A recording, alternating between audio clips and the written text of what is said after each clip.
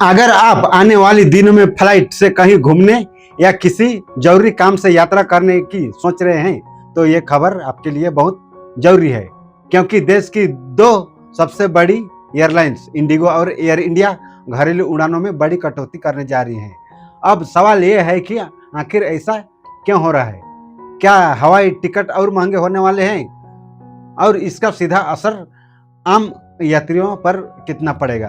तो वीडियो को आखिर तक जरूर देखिए, क्योंकि आज मैं आसान भाषा में समझेंगे पूरा मामला। दरअसल जून से अगस्त 2026 के बीच इंडिगो और एयर इंडिया अपनी घरेलू फ्लाइट कम करने वाली है। रिपोर्ट के मुताबिक इंडिगो अपने घरेलू उड़ानों में लगभग 5 से 7% तक कटौती कर सकती है। वही एयर इंडिया करीब 22% तक उड़ानें कम करने की तैयारी में है, यानी कई रूट्स पर फ्लाइट की संख्या कम हो सकती है।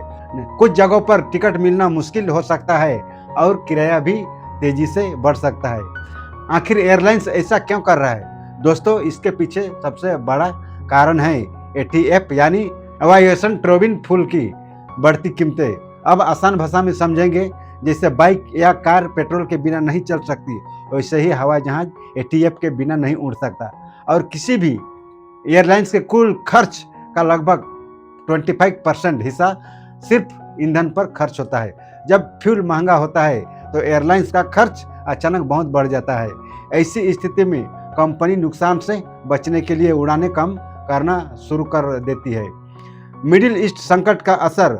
अब सवाल आता है कि एटीएफ इतना महंगा क्यों हो गया? इसके पीछे सबसे बड़ी वजह है मिडिल ईस्ट में बढ़ता तनाव और ईरान संकट। पिछले कुछ महीनों में ब्रेट क्रूड ऑयल की कीमतें लगभग 50% तक की तेजी से देखने को मिली है। भारत अपनी जरूरत का ज्यादातर कच्चा तेल विदेश से खरीदता है, इसलिए अंतर्राष्ट्रीय बाजार में तेल महंगा होते ही उसका सीधा असर भारत की एयरलाइंस पर पड़ता है। ऊपर से डॉलर के मुकाबले रुपया कमजोर होने से कंपनियों का खर्च और बढ़ गया है। अब सबसे बड़ा सवाल है आम लोगों का, इसका क्या असर होगा?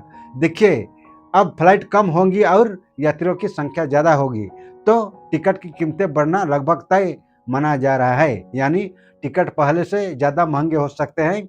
लास्ट मिनट बुकिंग करना मुश्किल हो सकता है। कई रूट पर फ्लाइट के विकल्प कम हो सकता है। त्यौहार और छुट्टियों के समय किराया और तेजी से बढ़ सकता है। खासकर उन लोगों को ज़्यादातर परेशानी हो सकती है जो अक्सर काम या पढ़ाई के लिए हवाई यात्रा करते हैं। पहले से देख रहा था असर, वैसे ही यह संकट अचानक नहीं आया है।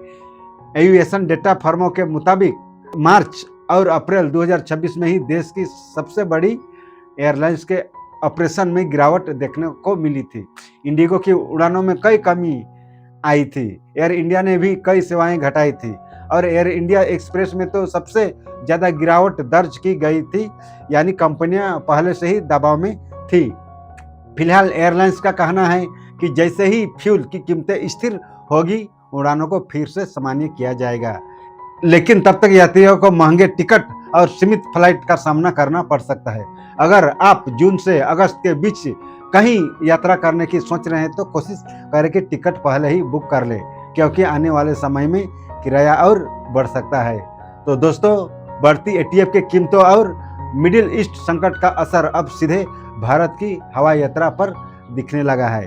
अब देखना होगा कि आने वाले महीनों में तेल की कीमतें कम होती है या फिर यात्रियों को और बड़ा झटका लगता है। इस खबर पर आपकी क्या राय है? क्या सरकार को एटीएफ पर टैक्स कम करना चाहिए? कमेंट करके जरूर बताएं। अगर वीडियो पसंद आया हो तो लाइक, शेयर और चैनल को सब्सक्राइब जरूर करें।